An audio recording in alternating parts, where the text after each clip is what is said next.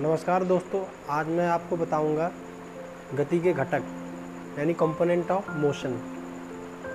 तो आइए जानते हैं हमारे गति के घटक होते क्या हैं। तो गति के घटक हमारे होते हैं जैसे दूरी, चाल यानी स्पीड, विस्थापन डिस्प्लेसमेंट, वेग यानी वेलोसिटी, त्वरण यानी एक्सेलरेशन। तो आइए आज हम जानते हैं कि दूरी, चाल, विस्थापन, वेग, त्वरण आदि क्या होते हैं। तो दूरी देखते हैं। डिस्टेंस किसी वस्तु द्वारा, वस्तु या कोई भी व्यक्ति हो सकता है, उस वस्तु में किसी व्यक्ति या वस्तु द्वारा तय किए गए पथ की लंबाई को। कैसे? मान लिया कोई पथ है, ये कोई पथ है, दिशा हो या ना हो इससे मतलब नहीं है, क्योंकि दूरी एक अदिश राशि है। ठीक है, तो इसके लिए दिशा की कोई अहमियत नहीं है, इसका पथ कैसा भी हो। तो किसी वस्तु द्वारा तय किए गए पथ की लंबाई को, अब इसकी जो भी लंबाई होगी वो क्या होगी? डिस्टेंस।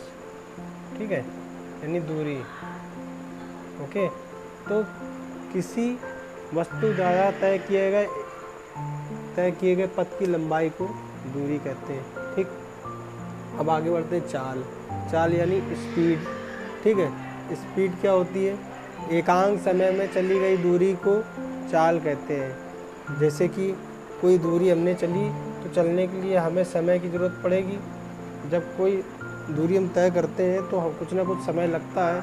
जैसे हमें अगर किसी दुकान तक जाना है तो वहाँ तक जाने के लिए हमें कुछ ना कुछ समय लगता ही है। तो मान लिया कि t समय लगा होगा। ठीक है, तो t = 1, मान लिया कि 1 सेकेंड। 1 सेकेंड में हमने जितनी दूरी तय की होगी तो उसकी चाल क्या होगी? मीटर पर सेकेंड में। ठीक है, यानी वो क्या होगी हमारी चाल। एकांक समय में चली गई दूरी को हम चाल कहते हैं। अब वहीं आते हैं विस्थापन। विस्थापन क्या होता है? विस्थापन प्रारंभिक स्थिति व अंतिम स्थिति। प्रारंभिक स्थिति मतलब कि जैसे हमने ये डिस्टेंस चली, ठीक है, कैसी भी चली, हमने इसको ऐसे बढ़ा दिया, ऐसे कर दिया। अब ये हमारी प्रारंभिक स्थिति मान लिया S1 और अंतिम स्थिति S2। अब इसका डिस्प्लेसमेंट निकालिए। तो कैसे निकालेंगे? तो ये जो हमने ड्रॉ किया हमने, ये आरेख, ये क्या है हमारा ये हमारी डिस्टेंस है। लेकिन इसमें विस्थापन कहाँ है? तो विस्थापन कैसे पता करेंगे? तो ये S1 और S2 के बीच जो न्यूनतम दूरी होगी, न्यूनतम दूरी यही है और कोई इससे न्यूनतम दूरी हो ही नहीं सकती है। तो S1 और S2 के बीच की न्यूनतम दूरी ये क्या कहलाएगी? हमारी डिस्प्लेसमेंट। क्या कहलाएगी? डिस्प्लेसमेंट, जिसको हम क्या कहते हैं? विस्थापन। ठीक है, तो ये हमारी क्या होगी? विस्थापन। ठीक, S1 और S2 के बीच की न्यूनतम दूरी क्या है? हमारी विस्थापन। अब आते हैं वही वेग।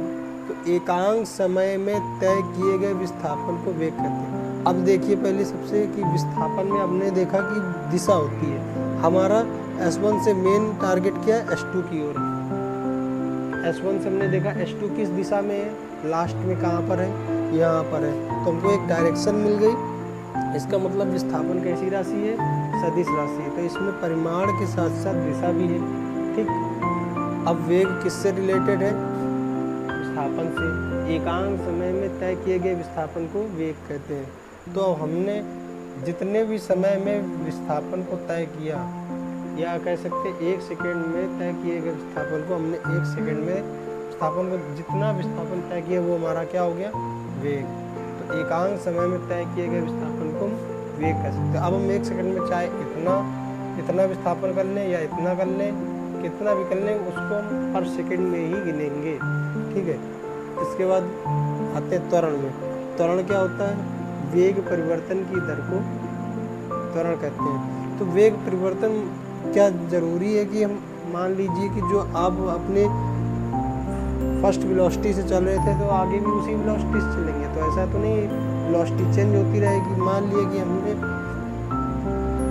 फर्स्ट वेलोसिटी v1, यहाँ तक चली, ये हमारा मान लिया कि हमें t1 टाइम लगा, ठीक है। इसके बाद हमने यहाँ तक की दूरी v2 चली, यहाँ मतलब वेग हमने v2 से चली, तो हमने इतनी डिस्टेंस कर ली, इतनी डिस्प्लेसमेंट कर ली, विस्थापन कर लिया, ठीक है। तो यानी हम कह सकते हैं इनके भी डिफरेंस कितना का आया, तो v2 minus v1 upon t2 minus t1,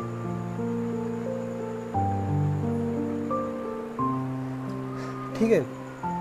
इसको टाइम लगा होगा t1, इसको लगा होगा t2, ठीक है। इसको हम क्या दे सकते हैं, delta t upon delta v upon delta t। अब हम एक्सेलरेशन को डिनोट किससे करते हैं, a से, और v हमारा क्या है, वेग, वेग को v से करते हैं, विस्थापन को d से करते हैं, ठीक है।